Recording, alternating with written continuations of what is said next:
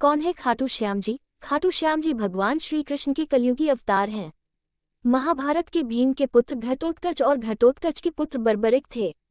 बर्बरिक को ही बाबा खाटू श्याम कहते हैं। इनकी माता का नाम हिडिंबा है। खाटू श्याम की कहानी। बर्बरिक दुनिया का सर्वश्रेष्ठ धनुर्धर थे। बर्बरिक के लिए 3 बाण ही काफी थे, जिसके बल पर वे कौरवों और पांडवों की पूरी सेना को समाप्त कर सकते थे। युद्ध के मैदान में भीम पौत्र बर्बरिक दोनों खेमों के मध्य बिंदु एक पीपल के वृक्ष के नीचे खड़े हो गए और यह घोषणा कर डाली कि मैं उस पक्ष की तरफ से लड़ूंगा जो हार रहा होगा।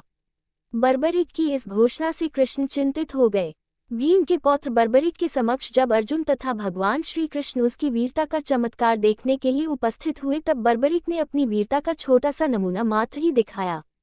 कृष्ण ने कहा कि यह जो वृक्ष है, इसके सारे पत्तों को एक ही तीर से छेद दो तो मैं मान जाऊंगा। बर्बरिक ने आज्ञा लेकर तीर को वृक्ष की ओर छोड़ दिया। जब तीर एक एक कर सारे पत्तों को छेदता जा रहा था, उसी दौरान एक पत्ता टूटकर नीचे गिर पड़ा। कृष्ण ने उस पत्ते पर यह सोचकर पैर रखकर उसे छुपा लिया कि यह छेद होने से बच जाएगा, लेकिन सभी पत्तों को छेदता हुआ वह तीर कृष्ण के पैरों के पास आकर रुक गया। तब बर्बरिक ने कहा कि प्रभु, आपके पैर के नीचे एक पत्ता दबा है, कृपया पैर हटा लीजिए, क्योंकि मैंने तीर को सिर्फ पत्तों को छेदने की आज्ञा दे रखी है, आपके पैर को छेदने की नहीं। उसके इस चमत्कार को देखकर कृष्ण चिंतित हो गए।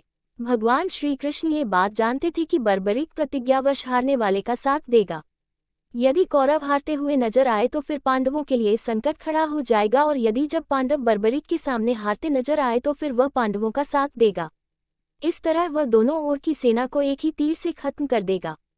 तब भगवान श्री कृष्ण ब्राह्मण का भेष बनाकर सुबह बर्बरिक के शिविर के द्वार पर पहुंच गए और दान मांगने लगे। बर्बरिक ने कहा, मांगो ब्राह्मण, क्या चाहिए? ब्राह्मण रूपी कृष्ण ने कहा कि तुम दे न सकोगे।